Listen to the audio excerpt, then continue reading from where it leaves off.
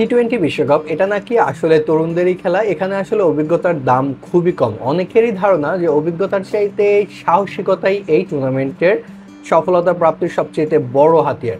তো এবারের বিশ্বকাপেও এই তালিকায় আছেন আসলে অনেকগুলো প্লেয়ার, যাদের মধ্যে থেকে হয়তো বা একজন হবেন এই টুর্নামেন্টের সেরা ট্যালেন্টেড নতুন প্লেয়ার, মানে emerging player of the season হতে পারেন। কে হবেন সেটা নিয়ে আজকে আলোচনা করব।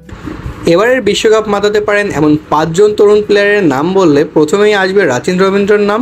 কেন উইলিয়ামসনের ইনজুরিতে দলে ঢুকে উপরের দিকে ব্যাটিং করতে আসা রাচিন নিজেকে চিনিয়েছিলেন খুব সুন্দরভাবেই। বিশ্বকাপের এই উদীয়মান তারকা এবারের আইপিএলে খেলেছেনও দারুণ। এবার টি-20 বিশ্বকাপে সেরা তরুণ ক্রিকেটার হওয়ার দৌড়ে উপরের দিকেই থাকবেন তিনি। দ্বিতীয় যে প্লেয়ারের কথা বলবো সেখানে আসলে উইল জ্যাকসের নাম আসবে স্বাভাবিকভাবেই। জাতীয় দলে আলো ছড়াচ্ছেন ভালোই, সঙ্গে এবারের আইপিএলেও খেলেছেন অসাধারণ। এক সেঞ্চুরির সাথে অসাধারণ কিছু ইনিংস তাকে এই তালিকায় নিয়ে এসেছে উপরের দিকে। তৃতীয় যে প্লেয়ারের কথা আমরা বলবো সে হলো জশওয়াল।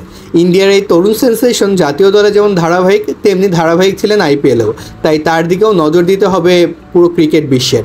চতুর্থ প্লেয়ার হিসেবে আমার মনোযোগ আকর্ষণ করবে সে আর কেউ নয়, সে হলো দক্ষিণ আফ্রিকার স্টাফস। আইপিএলটা কি দারুণ অসাধারণ গেল তার দিল্লির হয়ে। বোলারদের বিরুদ্ধে তার ব্যাট যেন চলেছে চাবুকের মতন। পঞ্চম যে প্লেয়ারের দিকে নজর থাকবে বিশ্ব ক্রিকেটের তিনি হলেন তানজিদ হাসান তামিম। অসাধারণ একটা বিপিএল কাটানোর পরে জাতীয় দলে অভিষেক। এবছরেই জাতীয় দলের জার্সি গায়ে খেলেছেন 7 ম্যাচ, 47 অ্যাভারেজ এবং 126 স্ট্রাইক রেটের রান তোলা এই ব্যাটার এর মধ্যে করে ফেলেছেন 3টি 50। সো তার দিকে নজর থাকবে না তো থাকবে কার দিকে? তো আপনার কি মনে হয় কে হবে এবারের তরুণ ইমার্জিং প্লেয়ার? জানাবেন কমেন্ট বক্সে। আজকে এ পর্যন্তই। আল্লাহ হাফেজ, আসসালামু আলাইকুম।